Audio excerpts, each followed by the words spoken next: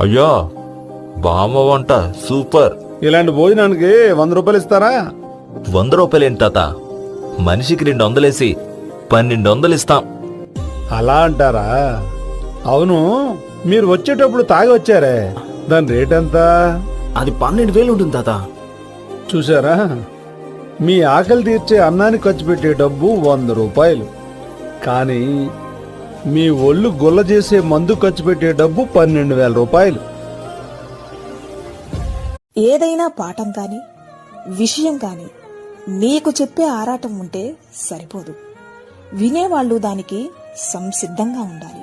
భార్యాభర్తల బంధం పెళ్లితోనే ముడిపడుతుంది. బావా మరదలి బంధం పుట్టగానే మొదలవుతుంది. కష్టాలొస్తేనే బంధం బరువు తెలుస్తుంది.